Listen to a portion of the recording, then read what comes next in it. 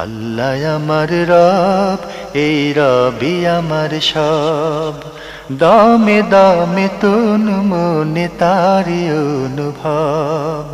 তোমার দুনিয়াতে আমি যেদিকে তাকাই, অথই নিয়ামতে ডুবে আছি সবাই।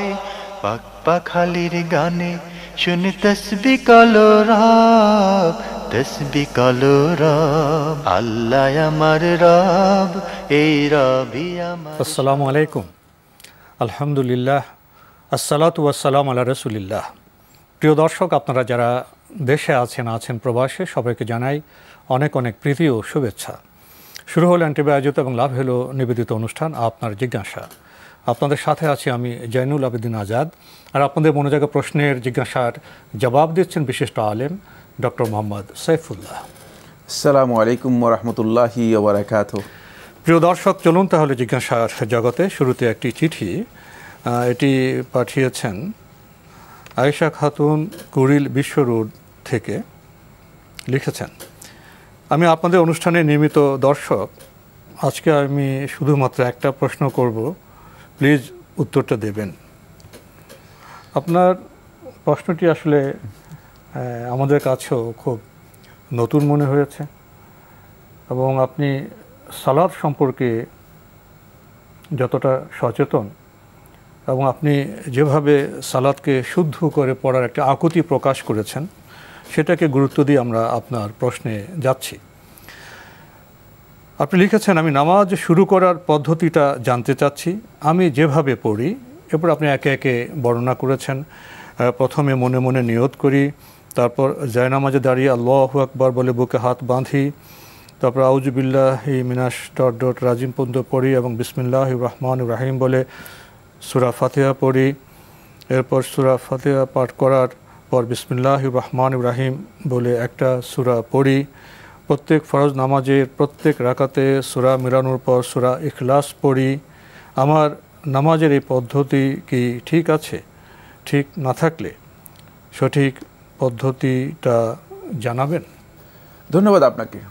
আপনি সলাতে যে পদ্ধতির কথা উল্লেখ করেছেন, এখানে কোথাও কোনো গ্যাপ আমি দেখি না, মানে কোথাও কোনো বিচ্যুতি অথবা ভুল আছে এটা আমি দেখিনি। শুধুমাত্র একটি মাসআলায় একটু দ্বিমত করব, সেটা হচ্ছে এই, প্রত্যেক রাকাতে একটি সূরা মিলানোর পরে সূরাতুল ইখলাস পড়া, এটি জায়েজ, কোনো সন্দেহ নেই, পড়তে পারবেন, কিন্তু নিয়মিত না করাই উত্তম। প্রত্যেক সালাতে না পড়া, প্রত্যেক সালাতে না করাই উত্তম, কারণ এটা বিধান হয়ে যাবে। আপনি হয়তো অনেকটা নিজের জন্য একটা নতুন একটা আবিষ্কার করে নিলেন, নিজের জন্য নতুনভাবে দিন তৈরি করে নিলেন। এই যে তাশরিয়া, মানে নিজে বিধান তৈরি করে নেওয়া, নিজে মানে কোনো একটা কাজকে বিধানে পরিণত করে নেওয়া, এই কাজটি মানুষের জন্য বৈধ নয়। বিধান দেওয়ার অধিকার একমাত্র আল্লাহ সুবহানাহু ওয়া তাআলার। আর এই বিধানকে আল্লাহ রাব্বুল আলামিন তার রাসূলের মাধ্যমে আমাদের কাছে এটা পৌঁছেছেন। রাসূলও নিজে বিধান দেননি, রাসূল আল্লাহর পক্ষ থেকে এই বিধানগুলো আমাদের কাছে পৌঁছে দিয়েছেন, কনভে করেছেন, শুধুমাত্র আমাদের কাছে পৌঁছেছেন। সুতরাং এই জন্য আমরা যখনই কোনো ইবাদত করব, কোনো আমল করব, কোনো কাজ করব, সর্বোচ্চ চেষ্টা আমাদের থাকতে হবে যে আমি আদৌ নিজে কি তাশরিয়া, অর্থাৎ আমি কোনো বিষয়কে বিধানে রূপান্তরিত করছি কিনা। কারণ বিধানে রূপান্তরিত করার কোনো সুযোগ নেই। এ কারণে আপনার জন্য জায়েজ আছে, আপনি প্রত্যেক রাকাতে সূরা মিলানোর পর আপনি সূরাতুল ইখলাস পড়তে পারেন, কিন্তু নিয়মিত করবেন না। কখনো পড়বেন কখনো পড়বেন না, যেন সেটা বিধান হিসেবে যেন প্রতিষ্ঠিত না হয়। প্রিয় দর্শক, এই বিষয়টি আপনাকে জানানো হলো। আর আপনার নামাজের যে অনুক্রম পদ্ধতি সবই ঠিক আছে, আমরা জানলাম। আমাদের হাতে আরও একটি চিঠি, এটি পাঠিয়েছেন কুলসুম, তেঁতুলতলা খিলক্ষেত, ঢাকা থেকে। লিখেছেন, আমার এক সৎ চাচা আছেন, তিনি আমাদের বাসায় এসে একটা তাবিজ রেখে যান। আমরা এই তাবিজ কাগজে লাল কালি দিয়ে লেখা এক বিশিষ্ট ইমামের কাছে নিয়ে যাই। উনি দেখে বললেন, আপনার ও আপনার ভাইয়ের মধ্যে সম্পর্ক নষ্ট করার জন্য করা হয়েছে। উল্লেখ্য, চাচার সাথে আমাদের জমি নিয়ে সমস্যা আছে, আমাদের বাবা মা নেই, চাচারা আমাদের কোনো জায়গা জমি দেননি, আমরা তাদের কাছে জমি চেয়েছিলাম। তাই আমাদের ধারণা, আমাদের ভেতর যদি সম্পর্ক না থাকে, ভাই বোনের ভেতর যদি একতা না থাকে, তাহলে আমরা বাড়ি ঘরে যাব না এবং সম্পত্তিও চাইব না। হুজুর বলেছেন তাবিজটা কুফরি কালাম দিয়ে লেখা হয়েছে। এই ভূমিকার পরে আপনি বেশ অনেকগুলো প্রশ্ন করেছেন। প্রশ্ন এক, একজন হাফেজ হয়ে শুধুমাত্র তাঁর স্বার্থের জন্য সম্পর্ক নষ্ট করার মতো এই জঘন্য কাজের শাস্তি কি হবে? শাস্তি বলতে আসলে কি বোঝাচ্ছেন? শাস্তি বলতে যদি মনে করেন যে শাস্তি দুনিয়াতে কি শাস্তি হবে, দুনিয়াতে তার শাস্তি কি হবে, সেটা তো শাস্তি দেওয়ার কারো কোনো রাইটই নেই। আদৌ তিনি করছেন কি না, কি করছেন, এটা তো কিছু জানা নেই। শাস্তি তো আদালত দিতে পারে। আদালতে তার শাস্তি হয়। শাস্তি তো আসলে আমরা চাইলেই শাস্তি দিতে পারবো না, আপনার আদালতে গেলে দেখা যায়। দুই নম্বর বিষয় হচ্ছে আখিরাতে শাস্তি। যদি তিনি এই ধরনের কাজ করে থাকেন যে কাজের মধ্যে মানে অন্যের ক্ষতি আছে, কুফরি আছে, যদি করে থাকেন, তাও যে ব্যক্তি বলেছেন, চিঠিভিত্তির কথা বলছি, চিঠিভিত্তি যে ব্যক্তি বলেছেন সেটা কি বলেছেন, তিনি কি আদৌ বুঝেছেন কিনা ব্যাপারটা, আদৌ কি তার কাছে এটা স্পষ্ট কিনা যে এখানে কুফরি আছে। কুফরি কাকে বলে জানি না, আমি কিছু জানি না, কারণ আমি তো এটা দেখি নাই। আপনার বক্তব্য অনুযায়ী কথা বলছি, একজন ইমাম বলেছেন। তো যাই হোক, যদি এই ধরনের কাজ করে থাকেন তাহলে অবশ্যই আখিরাতে তার জন্য কঠিন শাস্তি রয়েছে। কারণ হলো এই ধরনের কাজ জাহান্নামের কঠিন শাস্তি অবশ্যই তাকে ভোগ করতে হবে। কারণ এটা আল্লাহ রাব্বুল আলামিনের সাথে যদি কুফরি হয়ে থাকে, এটা এর শাস্তি জাহান্নাম ছাড়ার কিছুই না। আরও লিখেছেন, একজন হাফিজ হয়ে কুফরি কালাম দিয়ে যে কাজটা করেছেন এর পরিণতি কি হবে বলেছেন তো।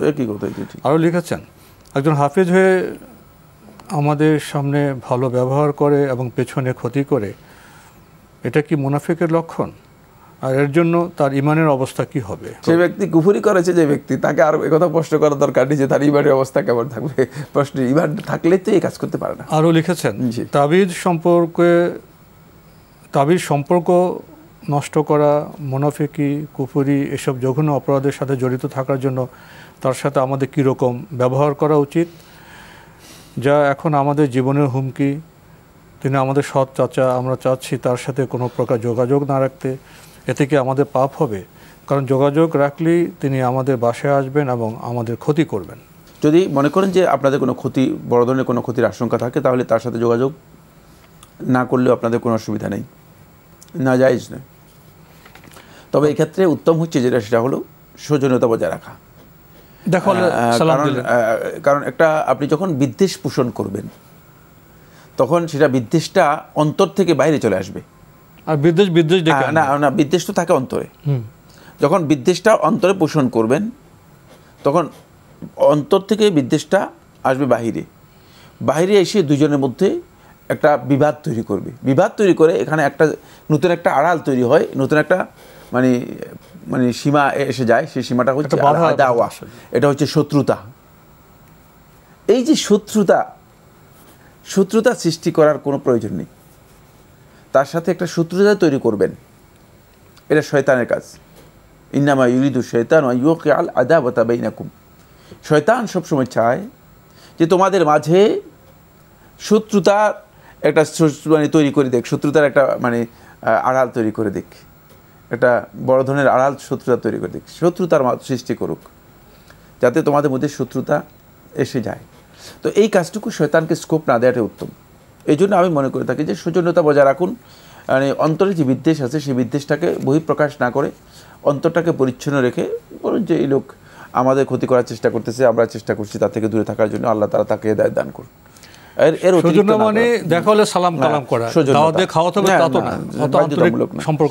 অতিরিক্ত কোনো সম্পর্কের মাখামাখি দরকার নেই, শুধুমাত্র সৌজন্যতা বজায় রাখা। যদি দেখা হলো কেমন আছেন, আপনি তো অনেকদিন আসেন না, সৌজন্যমূলক আচরণ করতে পারেন। প্রিয় দর্শক, সবশেষে আপনি লিখেছেন, আমার একটা প্রশ্ন হলো, শরীর বন্ধক দেওয়ার জন্য কোনো তাবিজ ব্যবহার করা যাবে কি?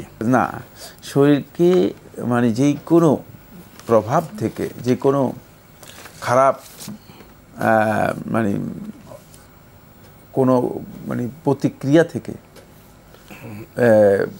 মুক্ত রাখার জন্য, অথবা শরীরকে যে বন্ধক করার জন্য, এখানে রাসূলুল্লাহ সাল্লাল্লাহু আলাইহি ওয়াসাল্লামের নির্দেশিত কিছু পদ্ধতি রয়েছে সুন্নাতে, সেগুলো অনুসরণ করুন। এর জন্য রাসূলুল্লাহ সাল্লাল্লাহু আলাইহি ওয়াসাল্লাম কোথাও আমাদেরকে এই ইনফরমেশান দেননি যে এর জন্য তোমরা তাবিজ ব্যবহার করো। সুতরাং তাবিজ নিলেই আপনি শয়তানের খপ্পরে পড়ে গেলেন। মানে চেষ্টা করেছেন, বৃষ্টি থেকে দৌড়িয়ে গিয়ে পুকুরের মধ্যে পড়ে গিয়েছেন। বৃষ্টি এসেছে, আপনি মনে করেছেন যে যাতে আমি ভিজবো না, কিন্তু আপনি দৌড় দিয়ে গিয়ে পুকুরের মধ্যে পড়ে গিয়েছেন।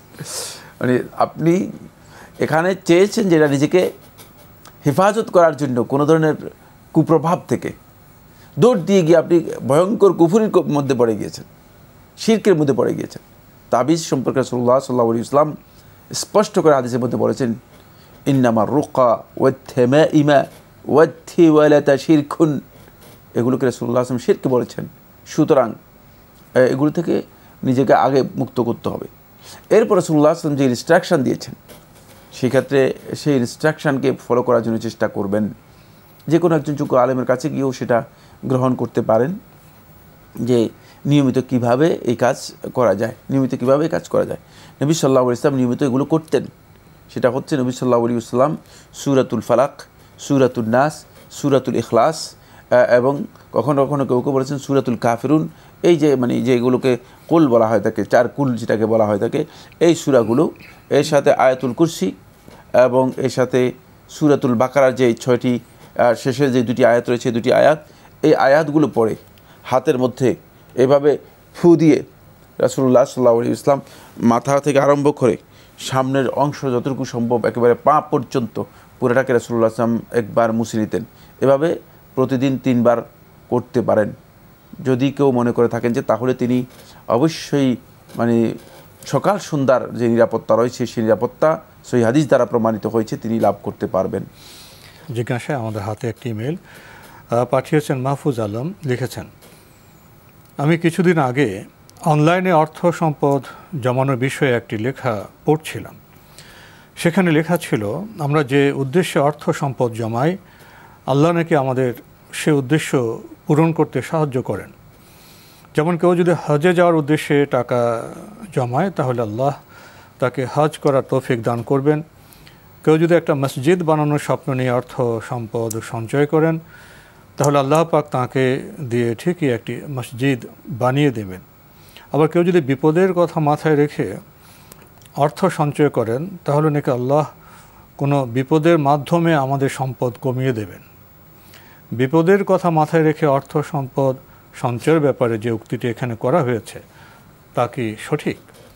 1 নম্বর কথা হচ্ছে, কোনো সুস্পষ্ট নস অথবা দলিলের মাধ্যমে এই কথা প্রমাণিত হয়নি যে কোনো ব্যক্তি অর্থ সম্পদ জমা করে যে উদ্দেশ্যে আল্লাহ রাব্বুল আলামিন তার সেই উদ্দেশ্যই হাসিল করে দেবেন। এ কথা কোনো সুস্পষ্ট নস দ্বারা সাব্যস্ত হয়। এখানে একটা কমন নস রয়েছে, একটা কমন একটা মানে দলিল বা প্রমাণ আছে, যে কমন দলিল থেকে এই ধরনের কথা বোঝা যায়। সে দলিলটুকু হচ্ছে ইন্নামা লিকুল্লি ইমরিইম মা নাওয়া। রাসূলুল্লাহ সাল্লাল্লাহু আলাইহি ওয়াসাল্লাম বলতেছেন যে প্রত্যেকটি মানুষ সেটাই পাবে, সেটাই তার হবে, সেটাই তার জন্য বাস্তবায়িত হবে, মা নাওয়া, সে যেটা নিয়ত করেছে। অর্থাৎ আল্লাহ সুবহানাহু ওয়া তাআলা মানুষদেরকে, যেহেতু মানুষ নিজের কাজকর্মকে তার যে সংকল্প আছে, ইচ্ছা আছে, ইচ্ছা অনুযায়ী কী করে প্রবাহিত করে, এই জন্য আল্লাহ সুবহানাহু ওয়া তাআলা বান্দাকে, আল্লাহ রাব্বুল আলামিন অন্য আয়াতের মধ্যে বলেছে নুওয়াল্লিহি মা তাওয়াল্লা, তাকে ওই দিকে মুখ ফিরিয়ে দিই যেদিকে সে মুখ ফিরিয়ে নিয়েছে। ওয়ালিকুল্লিন ওয়াজহাতুন হুয়া মুওয়াল্লিহা, অন্য আয়াতের সূরা বাকারার মধ্যে এসেছে। মানে প্রত্যেক ব্যক্তির তার একটা দৃষ্টি আছে, একটা ঝোঁক আছে, একটা গতি আছে, হুয়া মুওয়াল্লিহা, সে সেদিকেই যায়। সুতরাং এই বক্তব্যগুলো থেকে এটা বোঝা যাচ্ছে যে যদি কেউ তার অর্থ সম্পদ জমা করার টার্গেট এটা করে যে এর মাধ্যমে এটা করব, হতে পারে আল্লাহ সুবহানাহু ওয়া তাআলা, এটা 100% কথা গ্যারান্টি দিয়ে, কারণ যেহেতু নস নেই বলতে পারবো না, আল্লাহ রাব্বুল আলামিন তাকে সেদিকে কী করবেন, ধাবিত করে দিতে পারেন, সেই দিকে তার মুখ ফিরিয়ে দিতে পারেন, এবং সে যেটা নিয়ত করেছে সেটাই তার হতে পারে। এটা এই নস থেকে, এই কমন নস থেকে বোঝা যায়, কিন্তু সুস্পষ্ট নস নেই যে আপনি যেটা বলেছেন সেটার পক্ষে। 3 নম্বর যে বিষয়টি সেটা হলো এই, মানুষ কখনো এমন কোনো বিষয় সে নিজে মানে চিন্তা করবে না যে এই বিষয়টুকু তার মূল যেই আকীদাগত বিষয় আছে, মূল যেই চিন্তার বিষয় আছে সেগুলোর পরিপন্থী। যেমন তাকদীরের সাথে আমাদের অবশ্যই এটা মেনে নিতে হবে যে আর রিদা বিকদা ইল্লাহি ওয়া কাদারিহি, যে আমরা আল্লাহ রাব্বুল আলামিনের যেই ফয়সালা আছে, সিদ্ধান্ত আছে, নির্ধারণী আছে, সেটাকে মেনে সন্তুষ্ট চিত্তে মেনে নিতে হবে। এখন আপনি যদি ওই তাকদীরের বিষয়গুলোকে অগ্রিম চিন্তা করে নিজের উপর নিয়ে আসেন, তাহলে আপনি অনেকটা এমন যে আপনি বিপদকে নিজের দিকে ডেকে নিয়ে আসার মতো, যে কাজটি আপনার জন্য মোটেও বৈধ নয়। এই জন্য এক্ষেত্রে আমরা বলবো যে বিপদকে নিজের উপর যদি ডেকে নিয়ে আসেন তাহলে আপনি ক্ষতিগ্রস্ত হবেন। এই কারণে ইসলামী শরিয়ার একটি মূলনীতি হচ্ছে মান তাআজ্জালা বিশাইইন ক্বাবলা আওয়ানিহি উকিবা বিহিরমানিহি, যে ব্যক্তি যেটা ঘটবে না, যেটা হবে না, সেটা মানে আগেই অগ্রিম অ্যাডভান্স সে নিয়ে কী করে সেটা নিয়ে অস্থির হয়ে যায়, তাহলে আল্লাহ সুবহানাহু ওয়া তাআলা সময়ের আগেই অস্থির হয়ে যায়, সেটা নিয়ে চেষ্টা করে যে হ্যাঁ আমার তো বিপদ হয়ে যেতে পারে, আমার একটা সমস্যা হয়ে যেতে পারে। এটা হচ্ছে আল্লাহ রাব্বুল আলামিন সম্পর্কে একটা খারাপ ধারণা করা, আল্লাহ তাআলার রহমত এবং দয়া থেকে নিজেকে দূরে সরিয়ে নেওয়া। তাহলে ও কিভাবে হেরমানি, আল্লাহ সুবহানাহু ওয়া তাআলা তাকে ওই কাজে শাস্তির দিকে ফেলে দেন, তাকে বঞ্চিত করে দেন, যে জিনিসটা তার জন্য বঞ্চিত হওয়ার কারণ হয়ে যায়।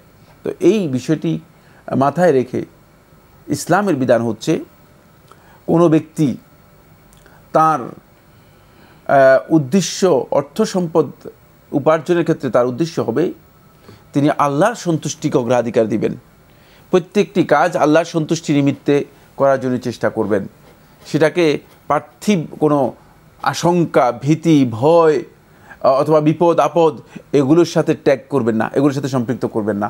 তাহলে তিনি হয়তো আল্লাহ রাব্বুল আলামিনের সন্তুষ্টির দিকে নিজেকে ধাবিত করতে পারবেন, পরিচালিত করতে পারবেন। জি, স্বাভাবিকভাবে মানুষ যে কিছু সঞ্চয় করে, স্বাভাবিক সঞ্চয়, অনেক খরচ না করে, অপচয় না করে কিছু সঞ্চয় করেন, এটা কেমন? স্বাভাবিক কোনো সঞ্চয় করলে সঞ্চয় করা জায়েজ, ইসলামে সঞ্চয় করা জায়েজ, কিন্তু এখানে তো সঞ্চয়ের সাথে একটা উদ্দেশ্য কি করে যুক্ত করে দিচ্ছে। এই প্রশ্ন হচ্ছে উদ্দেশ্য যেটা উল্লেখ করছে, বিপদ কল্পনা করে, কল্পনা করে, এটা আমি জানি না। হ্যাঁ, আপনি সঞ্চয় করতে পারবেন, সঞ্চয় হতে পারে, আমি জানি না, আতঙ্ক বিরাজ করে নানা রকমের কাঠিন্য নিজের উপর চাপিয়ে দেই, সেদিকে বলছি। জি জি জি, এটা একটা কল্পিত ভয় নিজের মধ্যে কি করছে, আশঙ্কা তৈরি করছে, যে ব্যাপারে তিনি প্রশ্ন করছেন। কিন্তু সঞ্চয় করা ইসলামী শরীয়তে নিষিদ্ধ বা হারাম বিষয় নয়। আমরা জানলাম বিষয়টি সম্পর্কে, এবং আশা করি প্রিয় দর্শক পার্থক্যটা আমরা উপলব্ধি করতে সক্ষম হব। আমাদের হাতে আরও একটি ইমেল, এটি পাঠিয়েছেন সাইফুল ইসলাম ব্রাহ্মণবাড়িয়া থেকে। লিখেছেন, বাড়ি করা বা গাড়ি কেনার জন্য ব্যাংক থেকে ঋণ করা কি জায়েজ? বাড়ি করা বা গাড়ি কেনার জন্য ব্যাংক থেকে ঋণ করা জায়েজ। ব্যাংক থেকে ঋণ যেটাকে বলছেন, এটা সুদভিত্তিক। তো আপনি সুদের ভিত্তিতে যদি আপনি ঋণ নেন, আপনার জন্য হারাম হবে, কোনো সন্দেহ নেই। আপনাকে সুদমুক্ত যদি কোনো প্রসেস যেতে হবে, সুদমুক্ত কোনো প্রসেস থাকে, তাহলে সেখানে আপনাকে যেতে হবে। কিন্তু ঋণ যেটা, ঋণ এমনিতেই ইসলামী শরীয়তের মধ্যে অপ্রয়োজনীয় বিষয়, এটি নিজের উপর একটা বড় ধরনের বার্ডেন, চাপ। আপনি যেটা চেষ্টা করবেন সেটা হচ্ছে আপনি নিজের উপার্জনের উপর নির্ভর করে আপনি সেই আলোকে আগানোর জন্য চেষ্টা করবেন। কারণ ঋণ নিলেন, সেই ঋণ হয়তো পরিশোধ করতে পারলেন না, তাহলে আপনার জীবনের জন্য এটা বড় ধরনের একটা দায় থেকে গেল, এবং আল্লাহ তাআলার কাছে এর জন্য হয়তো আপনি বিপদগ্রস্ত হয়ে যেতে পারেন, আটকা পড়ে যেতে পারেন, আপনার জবাবদিহিতা মুখোমুখি হতে হবে। এই জন্য এক্ষেত্রে উচিত হচ্ছে ঋণ যথাসম্ভব একান্ত প্রয়োজন ছাড়া ঋণ না করা। আপনার এই বার্তাকে গ্রহণ করার পরে একটা বাস্তব পরিস্থিতি আপনার সামনে পেশ করি। সেটা হলো এরকম, এক ভদ্রলোকের বেশ কিছু টাকা আছে, সামান্য কিছু অর্থের জন্য উনি গাড়িটা কিনতে পারছেন না, অথচ তার গাড়িটা প্রয়োজন। তার বাড়ি করতে চান, টাকা আছে কিন্তু কিছু কমতি আছে, সেটা যদি ব্যাংক থেকে বিনিয়োগ নেন করতে পারেন। তো এমন ব্যবস্থা তো ইসলামী ব্যাংকিং ব্যবস্থা আছে। ইসলামী ব্যাংক থেকে অনেকে কিছু অর্থের প্রয়োজন আছে, সেখান থেকে বিনিয়োগ নেন বা বাড়ি করার জন্য ইসলামী ব্যাংকিং ব্যবস্থা থেকে নেন। এটার কী অবস্থা হবে? হ্যাঁ, কোনো ব্যক্তি যদি নিতে পারেন, মানে যদি সেটা মানে ইসলামী ব্যাংকিং যদি সেটা বৈধ প্রক্রিয়া হয়ে থাকে, কিন্তু ঋণ তো ইসলাম ঋণ তো এইভাবে নেবে না, কিন্তু সেটা সুদভিত্তিক হলে তো অবশ্যই হারাম হবে। আর 2 নম্বর বিষয় হচ্ছে মানে তিনি যদি দেখেন যে তার পক্ষে সম্ভব যে এটা করতে পারেন, তাহলে তার জন্য এটি করতে নাজায়েজ নয়, ইসলামী শরীয়ত অনুমোদন দেয়। আমি যে মাসালাটি বলেছি সেটা খুবই সূক্ষ্ম, সেটা হলো ঋণ প্রবণতা, অবশ্যই উত্তম হচ্ছে তিনি এটা করবেন না। জি, তাদের মনে করেন কিছু টাকার দরকার আছে, আমি এটা পরিশোধ করতে পারবো। আমাদের সমাজের মধ্যে কিছু সংখ্যক লোক আছে এটা ঋণ প্রবণ এবং ঋণের উপর ঋণ করতেছে এবং হাজার লোকের কাছ থেকে ঋণ নেওয়া, মানে এদের মানে অবস্থা জীবনটা অচল হয়ে যায়। পরবর্তী সময় তারা আসলে ঋণ পরিশোধ করতে পারে না এবং নিজেরা মানসিক, শারীরিক, অর্থনৈতিক সকল দিক থেকে বিধ্বস্ত হয়ে পারিবারিকভাবে বড় ধরনের বিপর্যয়ের মুখোমুখি হয়ে যায়। কারণ এগুলো নিজেকে গুছিয়ে কাজ করার নামই হচ্ছে মূলত একজন ব্যক্তির বুদ্ধিমত্তা। তিনি প্রয়োজনে তার যতটুকু আছে ততটুকুকে সুন্দরভাবে তিনি জীবনযাপন করবেন, ঋণের লোভে না পড়েন। অনেকগুলো বিষয়ে প্রিয় দর্শক আমরা আলোচনা করলাম, আশা করি এই বিষয়গুলি পার্থক্য বুঝবেন। আমরা যেন ঋণে প্রলুব্ধ না হই, খুব প্রয়োজন হলে শরীয়তসম্মত বিধানের অনুকূলে আমরা ঋণ নিতে পারি। কিন্তু অনেকে আছে ঋণটাকে একটা লোভের বিষয় বলে মনে করে, কিন্তু পরে ক্ষতিগ্রস্ত হয়। সেই ক্ষতিগ্রস্ত অবস্থা থেকে আমাদের অবশ্যই দূরে থাকতে হবে প্রিয় দর্শক। তো সময়ের কারণে আজকে আমাদের এখানে শেষ করতে হচ্ছে। আপনাকে অনেক ধন্যবাদ। আপনাকে অনেক অনেক ধন্যবাদ। প্রিয় দর্শক, আমরা দেখছিলাম অ্যান্টিবায়োজুত এবং লাভেলো নিবেদিত অনুষ্ঠান আপনার জিজ্ঞাসা। আমাদের অনুষ্ঠান আপনারা এনটিভি অনলাইনেও দেখতে পারবেন। ভিজিট করুন www.ntvbd.com। প্রিয় দর্শক, ঋণ নিয়ে আমরা কথা বলেছি, বেশ কিছু কথা বলার চেষ্টা করেছি। প্রথমত আমরা আমাদের সামর্থ্য অনুযায়ী জীবনকে আমরা পরিচালিত করব। আর ঋণ নেওয়ার আগে ভাবতে হবে এটা আমি পরিশোধ করতে পারবো কি না এবং সেটার প্রয়োজন কতটা। এক্ষেত্রে যদি আমরা চিন্তাভাবনা করে কাজ করি তাহলে ভবিষ্যতে ক্ষতির হাত থেকে আমরা বেঁচে যেতে পারবো। চিঠি লিখুন, প্রশ্ন পাঠান আমাদের ঠিকানায়। পরিচালক আপনার জিজ্ঞাসা, এনটিভি, বিএসসিসি ভবন, 7ম তলা, 102 কাজী নজরুল ইসলাম অ্যাভিনিউ, কারওয়ান বাজার, ঢাকা 1215। ইমেল অ্যাড্রেস আপনার জিজ্ঞাসা @ntvbd.com। প্রিয় দর্শক, মহান আল্লাহ আমাদের সবাইকে নিরাপদে রাখুন, রাখুন শান্তিতে। আসসালামু আলাইকুম। আল্লাহ আমার রব, এই রবি আমার সব, দামে দামে তুন মনে তারি অনুভব। আল্লাহ আমার রব, এই রবি আমার সব।